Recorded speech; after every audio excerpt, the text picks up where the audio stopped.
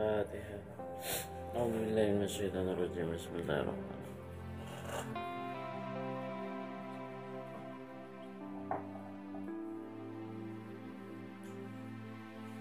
Bismillahirrahmanirrahim. Alhamdulillahirabbil alamin wassalatu wassalamu ala asyrofil anbiya'i wal mursalin sayyidina Muhammadin abdul qasimil amin wa ala alihi wa sahbihi ajma'in wa ba'du. Rabbi shrah li sadri wa yassir li amri wa hlul 'uqdatam min lisani yafqahu qawli. Allahumma arinal haqqa warzuqna ittiba'ahu wa arinal batila batilan warzuqna ijtinabah. Radina billahi rabba bil islami dina bi sayyidina Muhammadin nabiyya wa rasulah bil qur'ani. Bismillahirrahmanirrahim. Wa amma dalilul fatonah.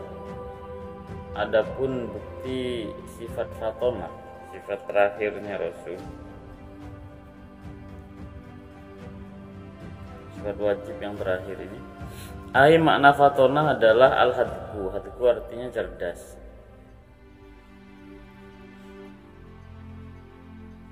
Hadku artinya cerdas atau jenius ya.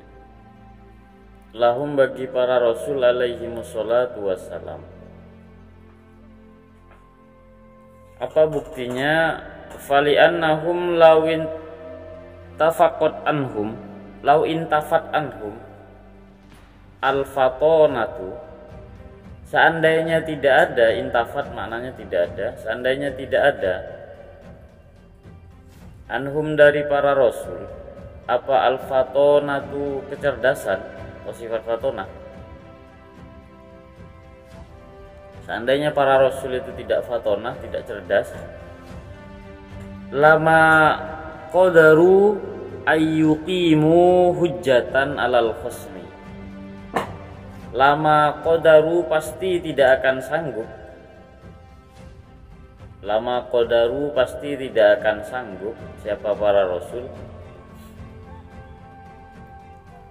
ayyuqimu untuk menegakkan hujjatan argumentasi, untuk menegakkan argumentasi alal khosmi terhadap lawan debat mereka, lawan akidah mereka terhadap lawan.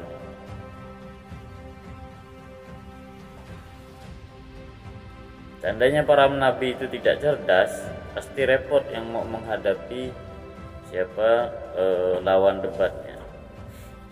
Lakin tetapi iqamatul hujjaj, membangun satu argumentasi minhum oleh para rasul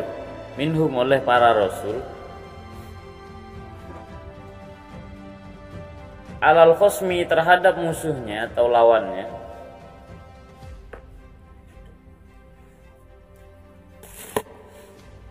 alal khosmi terhadap lawan debatnya, dalla alaihal Qur'an. Dalla itu ditunjukkan, alaiha atas hal tersebut, fakta iqoma alaiha kembalinya ke iqomatul hujjat. Apa Al-Quran oleh Al-Quran itu sudah diceritakan, maksudnya oleh Al-Quran, bahwa para nabi di dalam Al-Quran itu banyak kok mereka membangun argumentasi atau berdebat dengan orang-orang kafir.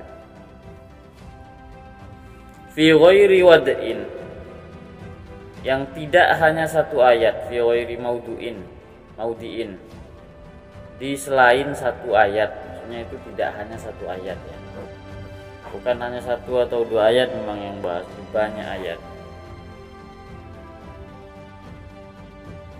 Wa iqamatul hujjat,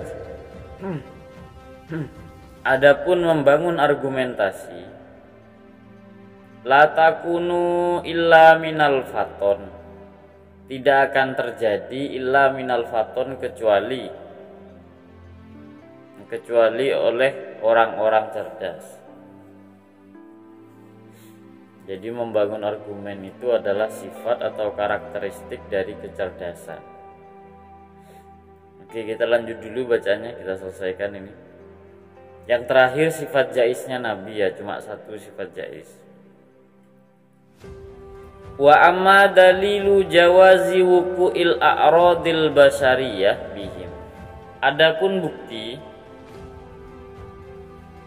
jaiznya jawazi wuqu'il a'rad, jaiznya bihim para rasul itu wuqu'il a'radil basyariyah, memiliki atau menimpa terhadap mereka a'radil basyariyah, sifat-sifat atau ciri-ciri kemanusiaan, karakteristik kemanusiaan. Jadi para rasul itu boleh memiliki karakteristik kemanusiaan yang umum. Fali'annahum, karena sesungguhnya para rasul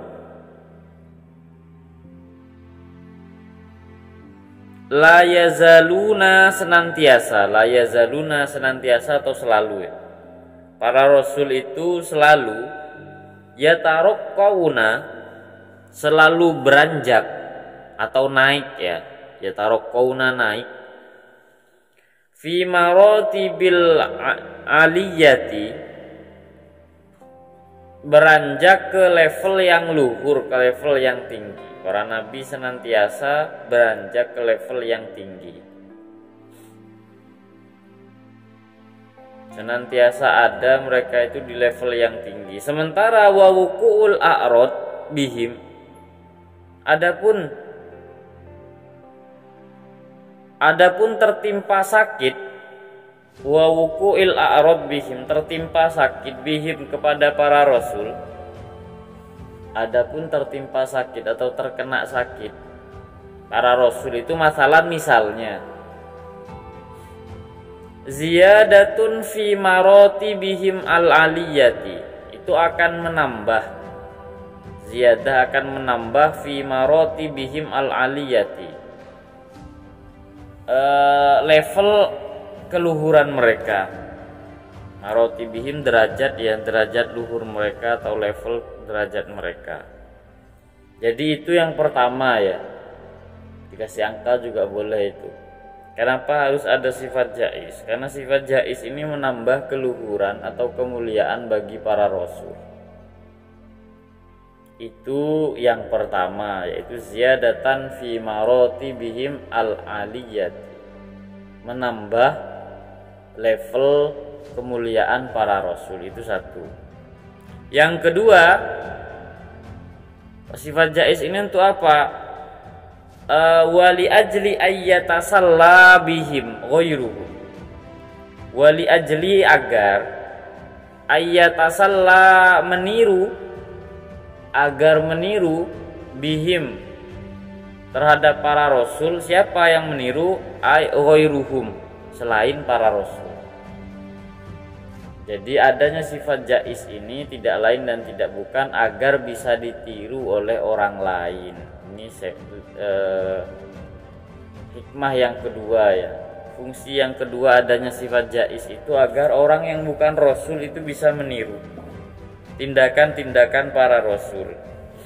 Walhasil walaupun makan itu mubah, kalau kita mengikuti nabi jadi sunnah nanti.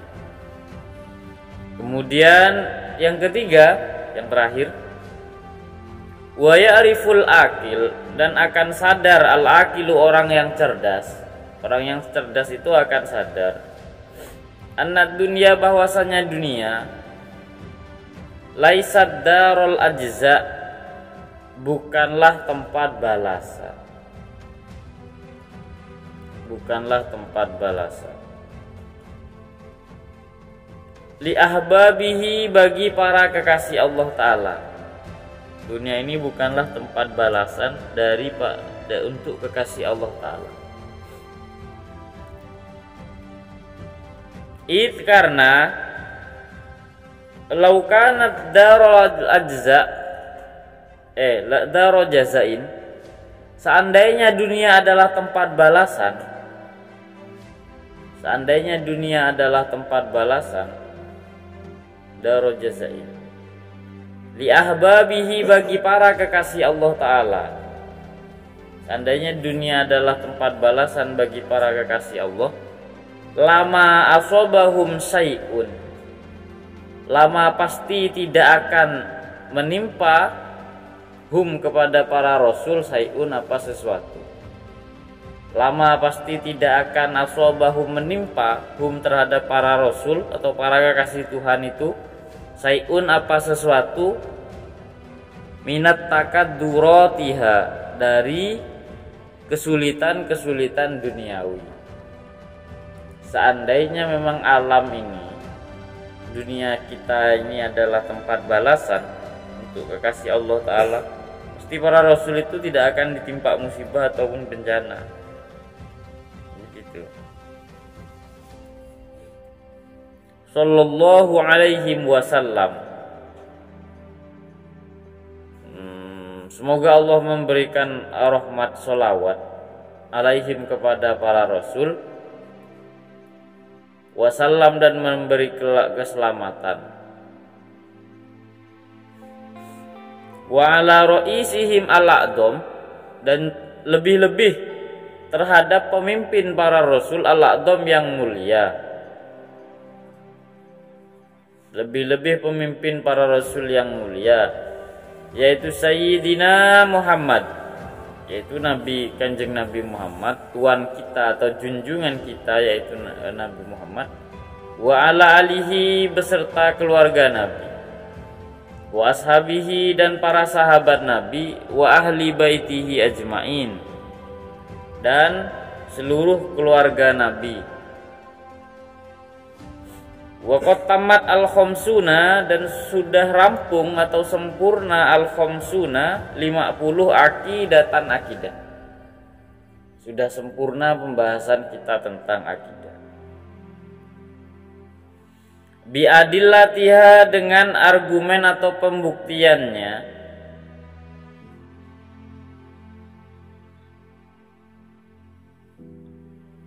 Asy-syarifati yang syarifah itu tulisannya. Bi adillatiha asy-syarifati dengan dalil-dalil yang mulia atau agung.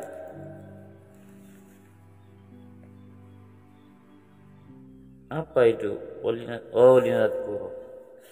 Oke, sampai situ saja. Wa qatamat al-khamsuna akidatan bi adillatiha syarifah. Sudah rampung 50 akidah, berikut bukti-buktinya yang agung. Oke, kita bahas sifat yang ke-40 sekian dan 50 yang terakhir, yaitu sifat fatonah ya. Bahwa Nabi itu, diantara sifat Nabi adalah mereka itu cerdas. Nah, diantara sifat para Nabi adalah fatonah. Fatonah artinya cerdas. Nah, di sini kalau untuk masalah pembuktian bahwa sifat Nabi, kecerdasan Nabi itu adalah diantaranya iqamatul hujjaj alal khosmi, yaitu sanggup memberi bantahan, bahkan mendebat ya, dan menang dengan para orang-orang hebat di masa mereka berdakwah, siapapun itu. Nah, dan tidak mungkin perdebatan itu sebagaimana disebutkan oleh para ulama. Semisal Nabi Ibrahim, Nabi Nuh di dalam Al-Qur'an itu disebut begini sama orang kafir. Ya Nuhu qad jadaltana fa aktsarta jidalana. Wahai Nuh, kamu ini kok banyak sekali berdebat dengan kami. Itu pernyataan orang-orang kafir. Dan kita tahu bahwa Nabi Nuh berdebat itu pasti bukan persoalan fikih ya. Ya karena yang dihadapi adalah orang kafir. Maka pasti ini dalam persoalan akidah. Jadi kehebatan para rasul itu diantaranya adalah membangun argumentasi teologis. Ini salah satu kehebatan para rasul. Jadi para rasul itu kalau dibilang ahli debat iya. Ya, karena untuk menundukkan lawan yang tidak percaya terkait dengan Tuhan itu butuh kecerdasan juga. Nah, jadi tapi di antara yang tidak kalah penting, bahkan Nabi Muhammad itu beliau mendapatkan apa yang disebut sebagai jawami'ul kalim. Jawami'ul kalim itu adalah kemampuan berbahasa sederhana tapi maknanya luar biasa, itu jawami'ul kalim. Nah, di antara kehebatan Nabi Muhammad itu karena beliau dianugerahi jawami'ul kalim.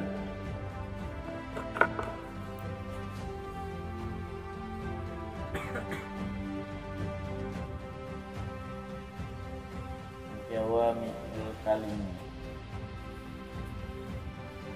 Beliau dianugerahi dengan jawami'ul kalim. Itu artinya beliau kalau ngomong sederhana siapapun bisa ngerti. Tetapi muatannya itu luar biasa. Nah, ini diantara dari ciri dari kecerdasan. Begitu. Jadi pembuktian bahwa para rasul itu punya sifat fatonah diantaranya adalah iqamatul hujjaj alal khasmi. Bisa memberikan bantahan terhadap lawan-lawan atau mereka yang mengingkari para rasul. Makanya kalau kita belajar akidah dalam persoalan ini, di antara sifat fatonah adalah di antara hikmah sifat fatonah adalah orang yang mempelajarinya akan dianugerahi kecerdasan juga. Sama dengan kita belajar sifat siddiq, betul-betul memahaminya, ya insya Allah akan dianugerahi sifat jujur. Bukan hanya jujur, bahkan dibenarkan oleh Allah Ta'ala. Jadi kalau ngomong benar, kalaupun salah nanti dibenarkan oleh Allah Ta'ala. Nah itu begitu. Ishak paham Ishak? Dibenarkan oleh Allah gimana maksudnya? Hah? Gimana dibenarkan oleh Allah?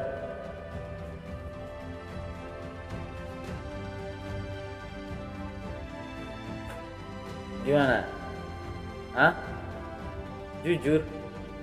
Bukan. Dibenarkan oleh Allah itu kalau ngomong, nah itu sesuai dengan apa yang ditakdirkan oleh Allah. Misalnya bilang ke Ishak, jangan banyak main HP nanti bodoh beneran kalau itu diturutin. Nah misalnya, itu yang dimaksud dibenarkan. Omongannya itu dibenarkan. Udi mondok di sini sebentar, walaupun sama maman dikasih nomor cewek, jangan dichat misalnya. Nanti sampean nggak fokus, dichat, nggak fokus beneran.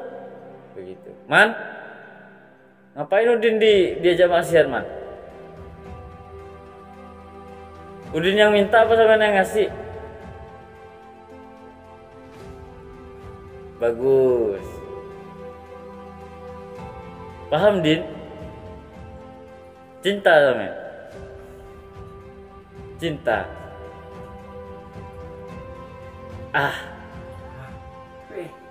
Masa nggak ngerti? Itu dia Dita. Katanya gitu. Ya enggak, ya lain itu beda. Sudah konotasinya itu sudah masalah ranjang itu.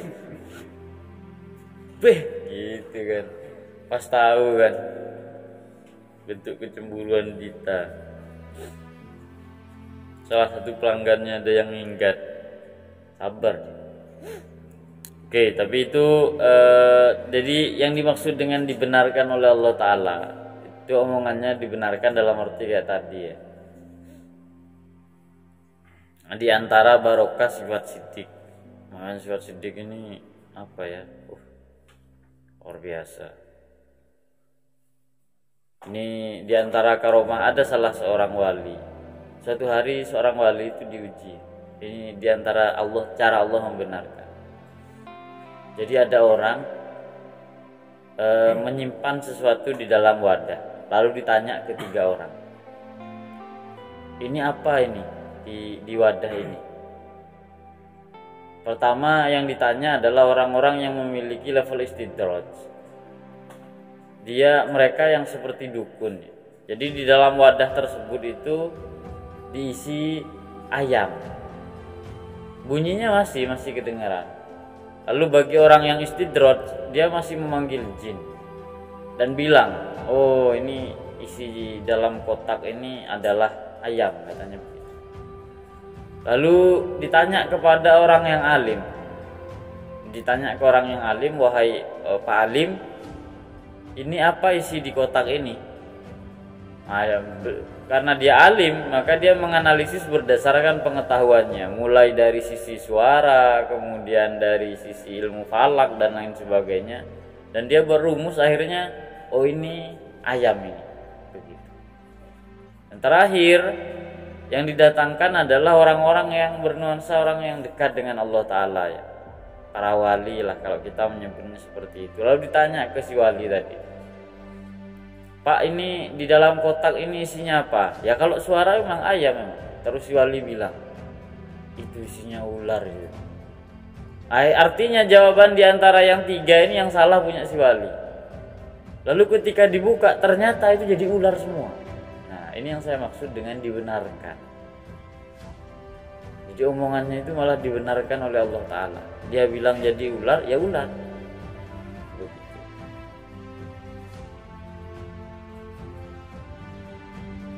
Ada sifat yang pertama itu ya, sifat siddiq. Kalau amanah ya tadi, dia diproteksi dari hal yang haram ataupun yang makruh. Kalau Anda mau jadi motivator, pelajari dalil sifat tabligh. Langsung gini. Iya, semangat, harus semangat itu, semangat.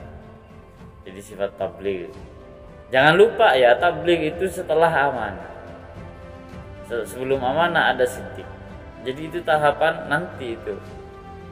Nah, kalau untuk fatonah sebenarnya para ulama ahlu sunnah ada beda pendapat nanti. Ada yang mengatakan tidak perlu ada sifat fatonah karena 3 sifat di atas itu sudah menunjukkan dia cerdas. Tapi ada yang menyatakan sifat fatonah dikasih saja untuk penegasan. Oke, itu masalah barokah dari sifat-sifatnya Rasul.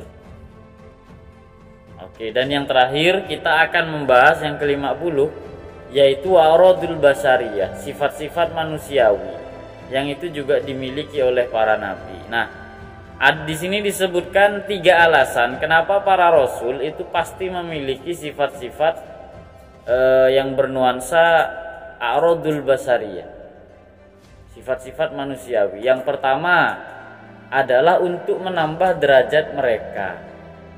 Karena begini ya, seandainya para rasul mereka sakit, maka kesabaran mereka itu akan meningkat begitu. Semakin sabar. Jadi kalau seandainya ditambah kekayaan, kaya itu kan juga aradul basariyah. Syukurnya itu juga naik kalau para rasul. Walhasil apapun kehidupan yang mereka alami, sisi-sisi aradul basariyah itu akan meningkatkan level atau taraf spiritualitas mereka. Ini kalau para rasul ya, dikasih cobaan, sabarnya jadi luar biasa, dikasih kenikmatan, syukurnya nggak ngalah-ngalahin orang yang paling melarat. Nah, jadi para rasul itu diantara manfaat dari sifat jais adalah itu ya, menambah keluhuran mereka. Kalau kita kan dikasih pengetahuan sedikit, dikasih kekayaan sedikit, nah makin sombong. Nah kalau Rasul enggak, malah makin tawadhu. Jadi level atau sisi-sisi yang seperti itu justru akan membuat para Rasul semakin luhur derajatnya. Ada seperti Nabi Muhammad, Nabi yang paling agung tapi paling jarang menampakkan sisi keluar biasaannya dalam bentuk hissi atau materi ya. Nabi Muhammad itu termasuk nabi yang jarang malah ya, mukjizatnya itu tidak hissi, bukan yang bisa dilihat oleh mata. Mukjizat paling agungnya tentu saja itu Al-Quran, tapi bisa dilihat oleh akal ya. Hebatnya Nabi Muhammad. Maka kalau Nabi Muhammad perang kemudian gigi geraham beliau sempat patah ketika berperang, itu tidak lain dan tidak bukan adalah sebentuk aradul basariyah. Makanya ini dijadikan pedoman juga oleh sebagian ulama bahwa orang yang banyak atau yang sering menampakkan karomah yang nuansanya hissi atau yang materi, itu biasanya membahayakan keturunannya. Begitu. Membahayakan keturunannya maksudnya nanti jadi repot hidupnya. Dibanding ini begini ya, Nabi Muhammad itu jarang sekali beliau dapat mukjizat berupa sesuatu yang non materi. tapi dakwah beliau itu lancar. Begitu. Maksudnya beliau adalah nabi paling sukses. Pengikutnya paling banyak itu Nabi Muhammad. Makanya kalau Anda mau dapat hasil yang maksimal, gunakanlah cara normal, jangan cara yang di luar kebiasaan. Ini Udin ya. Kalau untuk para pendakwah ini penting saya pikir. Sama dengan tadi itu, kita mau gimana? Saya kok motivatornya kok cuma dikit orang yang ikut. Wah, itu lalu kemudian dia pakai ajian rawa rontek lah apalah untuk menarik pelanggan, ada tari striptisnya juga. Nah, kalau caranya itu udah nggak normal itu biasanya nggak awet. Nah, jadi cara yang paling luar biasa justru adalah cara yang biasa. Makanya saya kemarin kan sempat cerita, guru saya itu paling nggak suka kalau ada orang yang ngajar dia pakai bacaan-bacaan tertentu untuk menarik hati si murid, atau membuat orang lain kagum, atau mengandung unsur kewibawaan apa yang pokoknya sejenis itu. Guru saya paling gak suka dalam khusus ngaji. Jadi kalau ngaji lebih baik pakai cara yang normal saja. Paham Ishak? Saya pakai belajar yang tidak normal. Gimana Ishak? Bang, memejamkan mata. Gak usah yang aneh-aneh begitu itu. Kalau ngaji ya belajar saja. Udin ya, dengan cara yang normal. Karena tadi Nabi Muhammad menggunakan cara yang normal dalam berdakwah, justru beliau paling banyak dapat pengikut dibanding Nabi Isa. Bahkan Nabi Musa main tongkat jadi ular misalnya, orang mati dihidupkan oleh Nabi Isa. Itu tidak bisa mengalahkan kehebatan Nabi Muhammad. Nabi Sulaiman memang banyak pengikutnya ketika beliau masih hidup. Beliau meninggal itu hampir setengahnya itu kafir kan, ya karena takut sama Nabi Sulaiman saja. Nabi Muhammad tidak, beliau meninggal justru Islam semakin menyebar luas, ya karena caranya normal. Makanya kalau kita pakai cara normal biasanya lebih istiqomah begitu, yang nggak aneh-aneh, pokoknya nggak terlalu banyak aturannya. Udin ya, jadi kalau memotivasi kayak tadi, cara yang normal saja. Kita manusia kok, gak semua kita tahu. Oke, itu diantara sifat a'radul basariyah, yaitu menambah keluhuran para rasul. Yang kedua, wali ajri ayyatasalla bihim ghairuhum, agar ini bisa ditiru. Maksudnya apa? Menjadi sunnah begitu. Jadi apa yang bagi rasul itu adalah sifat jais, justru bagi kita itu nanti jadi kesunahan. Bagaimana makan dengan tangan kanan, kemudian minum, kemudian duduk, kemudian masuk ke masjid dengan kaki kanan, kalau ke kamar mandi dengan kaki kiri yang dulu didahulukan. Ini semua akhirnya jadi sunnah bagi orang yang menirunya. Oh iya teman-teman, saya sarankan memang ada sunnah-sunnah Nabi yang mungkin bernuansa bukan ubudiyah ya, bukan kayak sholat begitu, bukan. Yang itu sebisa mungkin kita tiru. Udin apa Udin yang ditiru biasanya?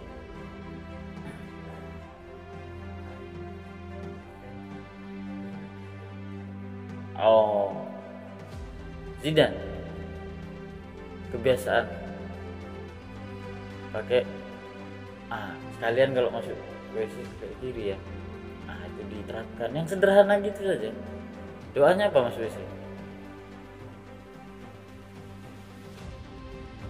Aduh. Ardito, biasanya semen sunnahnya apa? Selain melakukan hal yang haram. Pakai kiri. Doanya apa doa Mas WC? Allahumma inni as'aluka. Iya. Menarik doanya. Allahumma terus. Kalau doa keluar WC. Oh itu lagi. Masuk lagi itu berarti. Berarti masuk WC sebelahnya itu.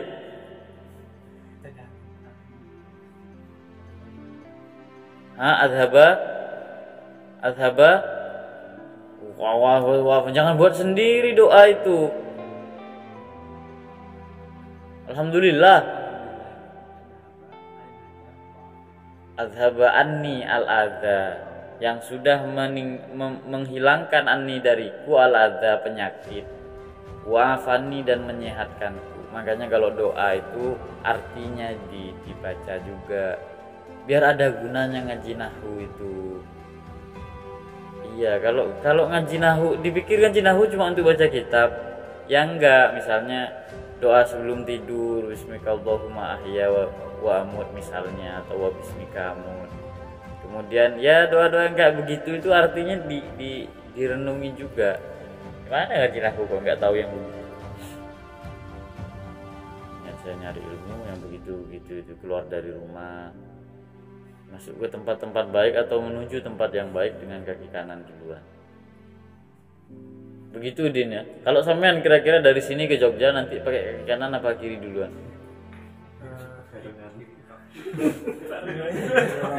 Apa lompat kanan.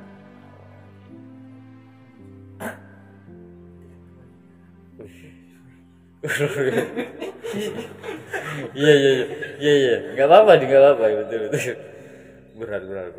Oke, Ishak, apa sunnahnya, apa yang biasa main lakukan sunnah dari Nabi? Hah? Oh, saya itu. Pakai headset, iya, menarik.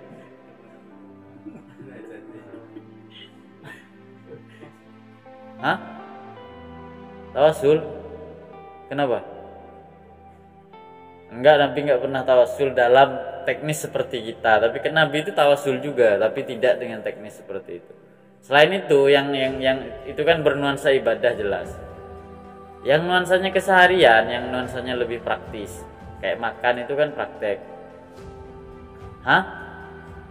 Pakai surban? Ya enggak terlalu itu, kalau itu enggak terlalu sunnah-sunnah yang luar inilah.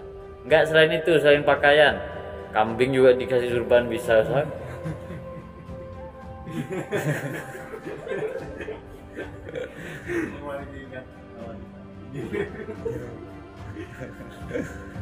Selain itu, tindakan keseharian, parfum yang sama Heri dibilang bau dukun itu ya. Iya, kita Heri parfum dukun katanya gitu. Bisa lewat itu, bau parfumnya ini apa, keciuman waktu itu di atas. Dukun kata. Iya. Terus ini siapa, Maruf? Apa aktivitas keseharian? Nabi jarang tidur. Oh, selain itu yang selain ubudiyah.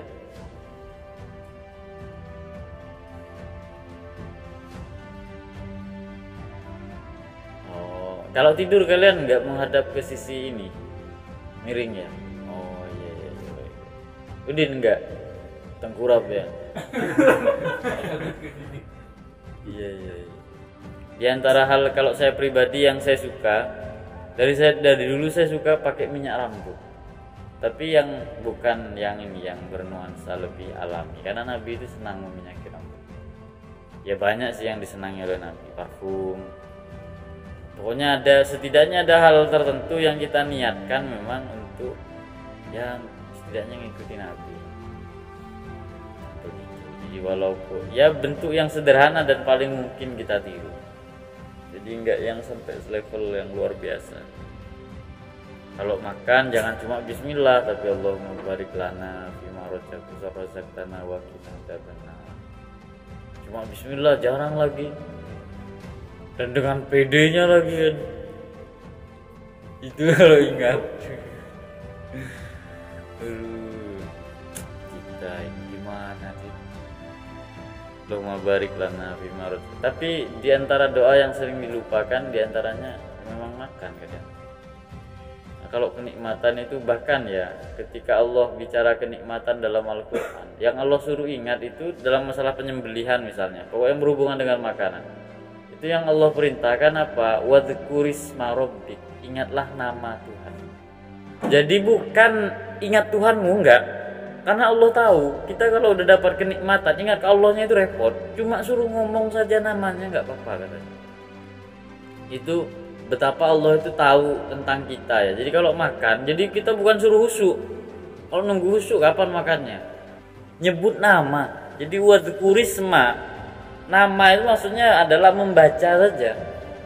Walaupun kita nggak usul ke Allah. Ini kalau dalam masalah kenikmatan, Allah sering memerintahkan kita justru dengan perintah wadhkurisma rabbik. Sebutlah nama Tuhanmu. Karena di Quran itu kalau untuk sembelihan, untuk makanan, intinya yang berhubungan dengan kenikmatan, terutama dalam masalah hewan penyembelihan, itu yang Allah suruh ingat bukan Allahnya, tapi namanya saja. Maksudnya berarti bukan zikir dalam arti mengingat Tuhan, tapi menyebut namanya saja. Allahumma barik lana fima razaqtana wa qina adzabannar, itu juga bagian doa makan. Jangan doa bismillah toh. Jadi ini diantara a'radul basariyah itu justru menjadi sunnah bagi kita. Ini kalau para rasul ya, mereka itu kalau hebat bukan cuma untuk diri mereka sendiri, bahkan untuk orang lain. Diri mereka tadi ya dapat derajat yang agung, bisa mengangkat derajat hambanya juga, umatnya. Dalam hal ini kita, kalau kita meniru Nabi Muhammad, kita juga akan mulia. Dan yang terakhir atau yang ketiga, kenapa para rasul itu punya a'radul basariyah, sifat-sifat manusiawi? Agar manusia sadar bahwa dunia bukanlah tempat balasan bagi para kekasih Tuhan, tapi tempat ujian. Darul bala la darul jaza. Kenapa? Karena kalau memang orang yang paling dekat dengan Tuhan itu dibalas di dunia dengan kebaikan, pasti tidak ada nabi yang mendapat kesulitan. Nabi para kekasih Tuhan kok. Gak mungkin ada nabi yang hidupnya melarat gitu kan. Faktanya ada enggak Din? Nabi yang hidupnya melarat? Ada apa enggak? Loh kok tidak ada? Miskin ada. Ya melarat kan miskin Din. So filosofi ini kalau nalar ininya udah muncul, nalar apa namanya? Motivatornya. Aduh. Kemelaratan hidup itu kan artinya sulit. Kesulitan hidup berarti diantaranya dia nggak punya fasilitas. Ya sama aja dengan miskin. Begitu. Tuh ini bukan bahasa Arab yang mau dianalisis. Ada nggak Udin berarti? Banyak. Nabi yang kaya ada? Ada. Nabi yang sakit? Ada. Apa ini kok ada telepon Mak Ipong ini? Biar Rohim ini? Iya pantesan nama-nama kontaknya aneh. Mak Ipong itu apa itu? Berarti namanya kalau di sini Empok Dita berarti.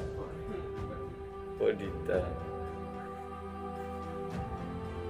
Jadi nabi yang sakit ada, makanya kalau kita sakit ya ingat-ingatlah nabi yang sakitnya parah. Dalam hal ini biasanya yang disebut siapa? Dita? Nabi? Sini kupingnya, sini.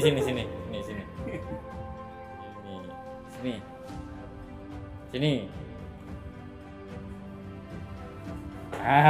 Banyak lagi tanya. 2 berarti.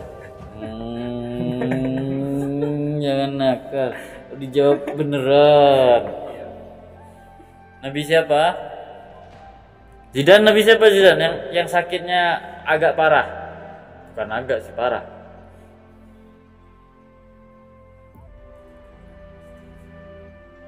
Nabi loh. Nabi siapa? Ishak Nabi siapa? Hah? Nabi siapa? Ison? Nabi Isa. Oh.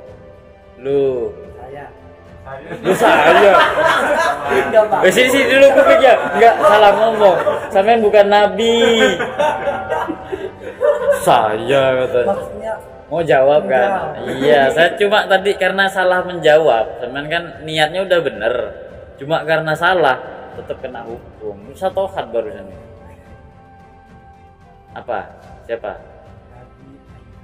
Nah, Nabi Ayub ya. Di Quran di surah Al-Anbiya itu ayat ke-84 cerita tentang Nabi Ayub.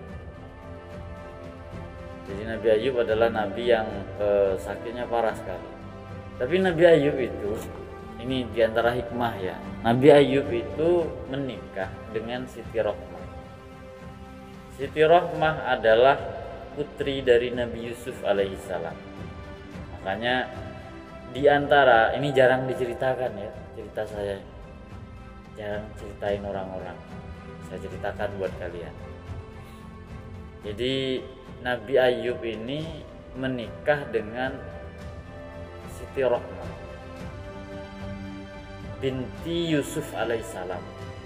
Jadi istrinya Nabi Ayub adalah putri dari Nabi Yusuf dan itu cantik sekali. Makanya dua pernikahan ini, pernikahan antara Nabi Ayub dan Siti Rohmah adalah pernikahan paling ideal.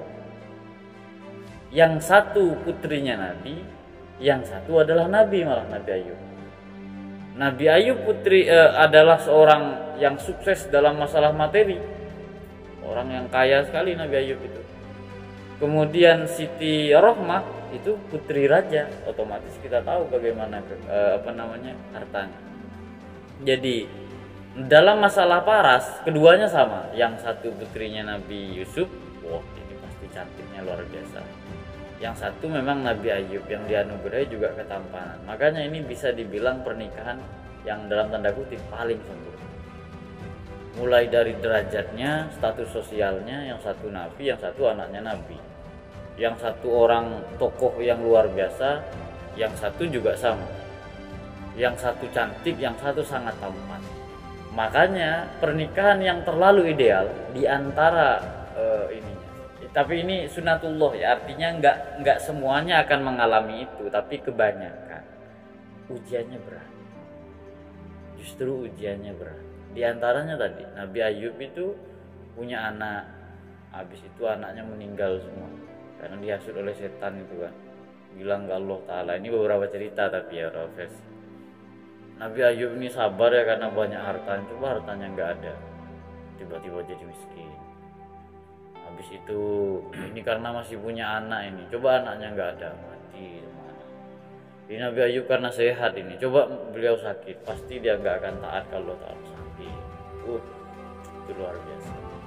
Sampai akhirnya beliau kan anaknya meninggal, dijauhi oleh orang-orang terdekatnya. Yang tetap setia adalah istrinya. Istri beliau setia karena istri beliau adalah Siti Rohmah, dari Nabi Yusuf. Jadi bukan istri kaleng-kaleng. Istri luar biasa.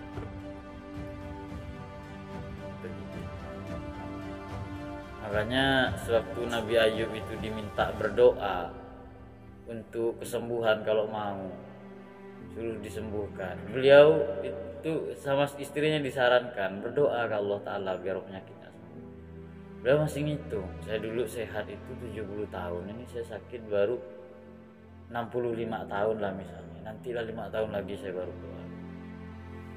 Jadi saya udah hidup terlalu nyaman dari dulu. Begitu deh, beda ya dengan kita ya. Nggak ada pertimbangan gitunya itu. Kalau ada kemelaratan sedikit sehari aja itu udah ngeluhnya kayak orang-orang yang udah seumur hidup dikenain bencana deh. Cara ngeluhnya Ishak baru gak punya uang sehari, pusing bang, kamu tadi bantu apa? Intinya gak punya uang. Dan itu cuma sehari. Dia yang pusing itu kayak udah kiamat, kayak besok terjadi itu loh. Orang yang mikirin apa-apa semuanya dipikirin. Ishak ya dihitung. Oh iya, saya punya uang itu 1 bulan. Saya bisa. Berarti kalau saya nggak punya, jangan langsung minta, nunggu 1 bulan lagi lah. Gitu kan harusnya. Ini enggak. Baru uang terakhir habis, dan itu pun masih dibelikan rokok kan. Nyantah habis uang, langsung sumpek dia seumur hidup. Sampai dapat kiriman lagi, baru dia sembuh. Wah, bisa di manajemen itu. Manajemennya simpel, iya ya, saya mau sumpek juga uang nggak balik atau nggak akan dapat uang dengan cara sumpek. Kalau dengan sumpek dapat uang silahkan. Sumpek tiba-tiba ngumpul misalnya uang 10 juta jatuh misalnya, ya monggo saja. Tapi kalau enggak ya sudah, ngapain sumpek? Dinikmati saja Udin ya. Jadi nabi yang sakit ada, nabi yang sehat ada, nabi yang kaya miskin ada, semuanya. Makanya kalau yang kayak artis, misalnya kayak Dita kan, Dita ini satu-satunya santri yang pernah karaokean di sini. Karaokean maksudnya di musola. Udah gitu pakai gaya nangis lagi. Subuh. Sekarang udah nggak pernah ditanyanya itu. Ya Rasul, saya ingat lagunya itu dari kamar. Lallah ya Habib, Allah ya gitu. Gimana lagunya? Rindu padamu yang gitu itu kan. Iya begitu lagunya Dita sambil nangis begitu, nangis udah tua masih nangis, lebaran apa loh ya begitu. Makin jadi Dita yang nangis kan, merasa ini kan, merasa banyak dosa. Emang iya sih, banyak terharunya Dita. Mungkin melihat Udin misalnya, ya Allah terharu. Yes. Udah salting ya. Salting Din. Contoh itu Din. Lu enggak contoh itu enggak berarti bener kalau enggak.